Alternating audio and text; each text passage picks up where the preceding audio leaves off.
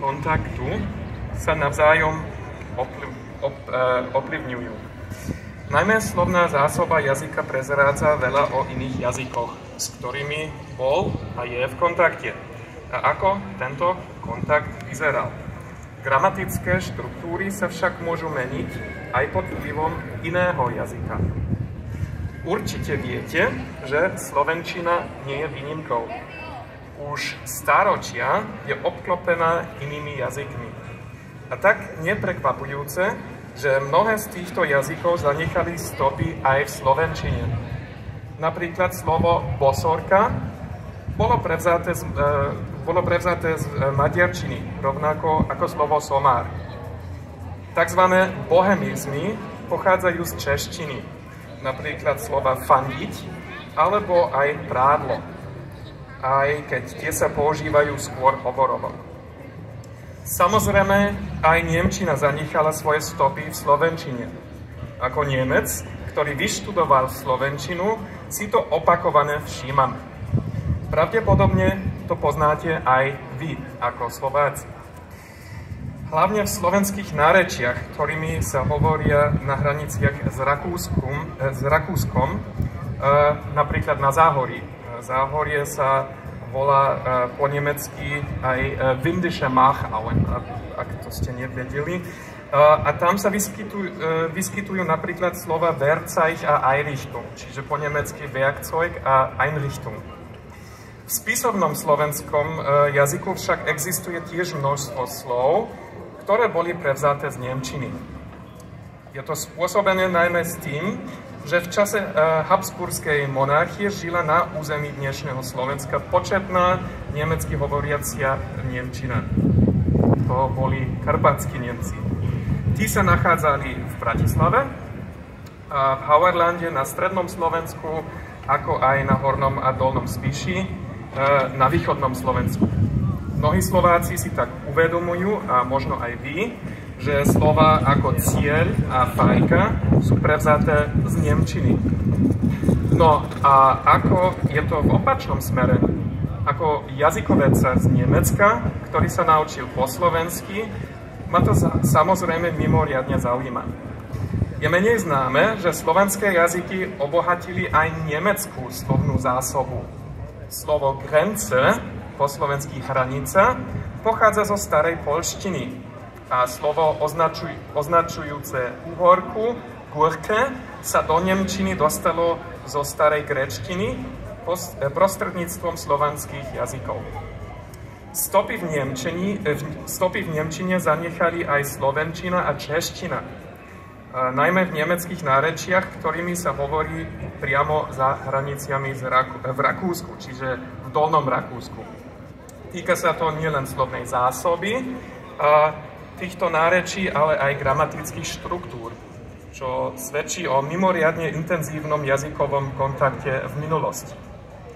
Tieto stopy, ktoré aj slovenčina zanechala v rakúskej nemčine, sa stali predmetom vedeckého výskumu len nedávno. Môj kolega, profesor Štefan Nebekla z Viedenskej univerzity pracuje na viacročnom výskumnom projekte, ktorý sa volá Nemčina v Rakúsku. A narazil na mnohé zaujímavé zistenia. Aby sme to pochopili, musím vám, milí poslucháči, najprv pripomenúť, aká bola jazyková situácia pred viac ako 100 rokmi, teda počas Habsburskej monarchie. Bol to výsledok vývoja a udalostí, ktoré sa odohrali v priebehu mnohých storočí. Ako mnohí z vás pravdepodobne vedia, Slovania sa v strednej Európe usadili už v 6. aj 7. storočí. A viete, že predkovia Čechov a Slovákov sa usadili aj na území dnešného Rakúska a že tam nezostali sami.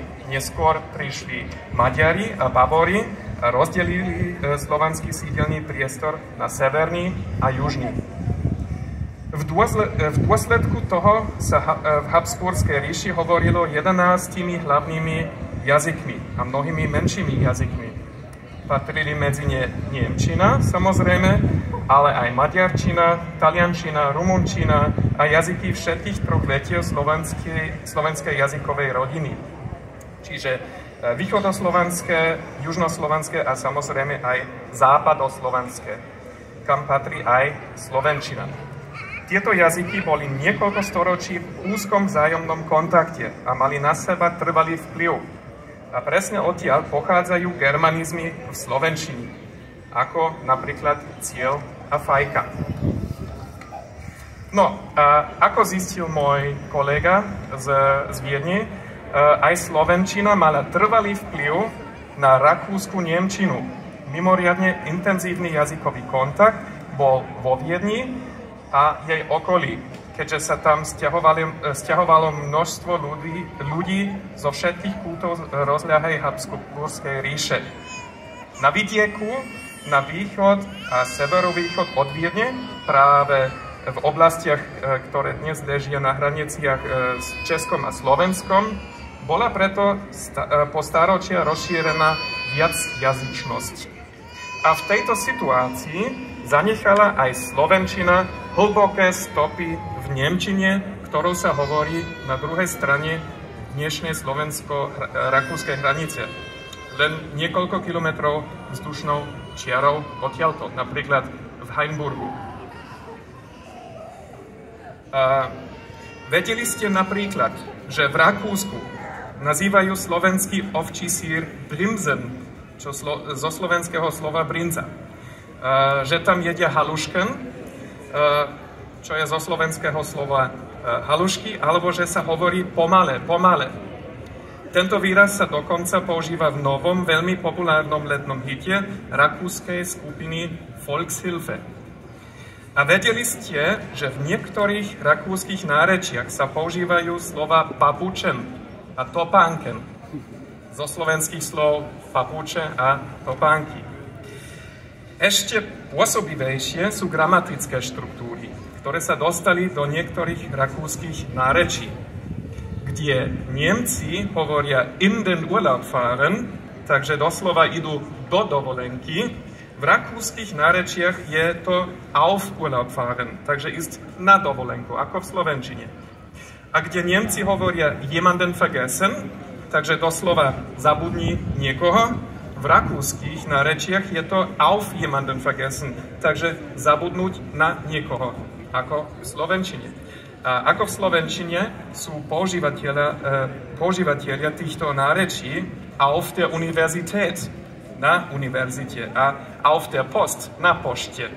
Namiesto an der Universität, doslova u univerzity, alebo bei der Post, doslova pri pošte, ako sa to hovorí v spisovnej nemčine. Okrem toho, v niektorých rakúskych nárečiach sa hovorí bei Tisch sitzen, takže sedieť pri stole, ako v slovenčine. V spisovnej nemčine povieme am Tisch sitzen, doslova sedieť u stola. Najnovším objavom profesora Neverklu, čiže môj kolega z Viedne, je, že nemecké sloveso geben, po slovensky dať, sa v rakúskych nárečiach v pohraničí používa inak ako v spisovnej nemčine. Takéto použitie je typické v slovenčine. Tak, vedeli ste, že v týchto nárečiach sa sloveso geben, dať, používa na označenie pohybu objektu ako v slovenčine? Napríklad, kde Nemci hovoria das Buch in die Tasche stecken, čiže doslova strkajú knihu do tašky, tam je v rakúskych nárečiach das Buch in die Tasche geben, takže dávajú knihu do tašky, ako v slovenčine. A kde Nemci hovoria das Buch auf den Tisch legen, čiže doslova položia knihu na stôl, tam je v rakúskych nárečiach das Buch auf den Tisch geben, takže dávajú knihu na stôl, ako Slováci. Vidíte teda, že jazyky sa nikdy neovplyvňujú len jedným smerom. Ak teda viete po nemecky a na budúce budete v Hainburgu alebo v Kitzi a Rakúšan povie ich habe auf Sie vergessen, tak sa nečudujete. Počuli ste správne, je to tak. Takto tam hovoria. A prečo? Nepochybne k tomu prispeli aj vaši slovenskí hovoriaci predkovia. Ďakujem za pozornosť.